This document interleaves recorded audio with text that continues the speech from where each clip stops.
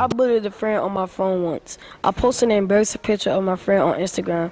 It got 1.5 clicks by the next day. The picture showed my friend falling off his skateboard and getting hurt. The next day at school, he came right into my face and tried to hit me. When it all ended, I beat him up. Now he knows not to touch me or mess with me anymore. I felt the need to bully because when he was with his friends, they all joined together and would call me names. I wanted him to never mess with me again. What I learned from this experience is that bullies are unstoppable once you start fighting back. When I was in third grade, I beat up a girl just because I did not like how she looked. I punched her, slapped her, and threw her to the floor in class. I gave her a nosebleed. I felt very superior at the time. The principal saw me and I got in trouble. But I still never felt bad about the situation. I just felt bad because I was caught. Years after the incident above, I was a victim of bullying. In the 6th grade, the boys used to call me horsemouth. True, my lips are quite big. Children from my own and other class adopted that name and it started to stress me out. My self-esteem became low as I was ashamed of how I looked. In the 8th grade, I developed acne and a boy called me ugly. Sometimes I did not even want to go to school. I felt no one wanted to see me. I went to a short seminar they had at school about bullying. I learned that I was beautiful just the way I am. Even though I was not physically bullied, I was mentally bullied, which caused my self-esteem to be really low. I thought I now understood fully what bullying was until the 9th grade and I suddenly became a bully. Along with some of the students, I laughed at a boy because his shoes were old and torn. His mother didn't have money to buy him another pair. Now I feel bad because I envision myself in that situation and how I would feel if I was made fun of. Having been both a victim and a bully, I realized neither side is better. He was in his last year of primary school when the schoolmates started calling him queer and saying that he sounded gay. He knew it was an insult, but he didn't really know what it meant at the time. When he came out at 14, he started getting hassled on Facebook.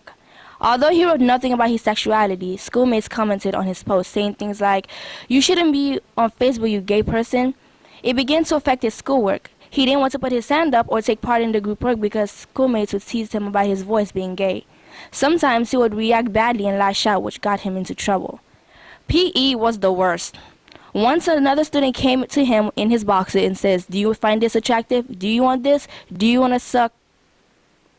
The PE teacher stood there laughing, so he went to his head teacher and said, "If you don't want me to take this bully to court, then do something about it." As far as he was concerned, it was sexual abuse. But the bully was never punished. The teacher just told him to not do it again. Rather than tackle the problem, the boy was told to change in the disabled toilet. At his lowest point, he contemplated suicide. There was just so much he could take from the people telling him he was disgusting and vile. What saved him was being transferred to another school where he was accepted for who he was. Since the beginning of kindergarten, I faced constant difficulties with the other kids. They'd pick on me for being the only kid with glasses and for being overweight. As time went on, the taunting got worse and I became suicidal and made up lies to avoid coming to school. Thankfully, at the time, I received help from the school. Unfortunately, not much changed. I always found myself in situations where someone was verbally bullying me. I tried to ignore the bullies, but I spent nights crying myself to sleep, and once I got to a certain age, I began to self-harm. Taunt after taunt, the inside of me crumbled up more and more. One bully told me to kill myself, and I took it into consideration. Then one day it struck me, what would it be like if I never get to see the people I'd love again? Or what it would be like for me in the future? That's when I stopped harming myself and started to work to write and sculpt and listen to music. Overall, bullying has made me the quietest and shyest person in the world. What are you more afraid of? Physical bullying or verbal or cyberbullying? Which is worse? Verbal and cyber bullying. Why? Because when it has like a long-term effect on you when you get a cyberbullying and verbal bullying, more like physical abuse, like those scars and the abuses will like eventually get healed and go away, but like you will always remember the words they say and how bad you felt about it, and it will constantly remind you of what they said. So I think that's why it's more important. What if this school had a student court made up of students where if somebody was being bullied, they would go before a panel, and the panel would be a mixture of students? You might be able to eliminate a lot of bullying. And this way, it isn't one person standing up to a bully, it's the entire school. So if there was an organization like this, and you would like to belong, it's going to need a leader.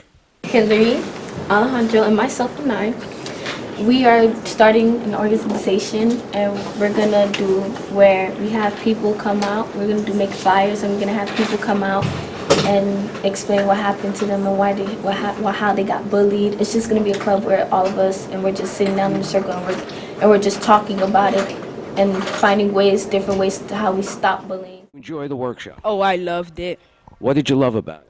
I loved it. Well, I have to say, the first part of the experience was, well, we had to write the story and stuff, was kind of not the fun part, but throughout when we started to get doing the artworks and sketching it and drawing and stuff, it actually got pretty cool. And Well, now that you've gone through the whole program, what did you learn about yourself? I learned that whatever comes through life, you should not let it like get into you and just fight back, and like accept what life gives you and just be prepared. Well, there's some very good advice from a young man, which I'm even going to follow. So thank you.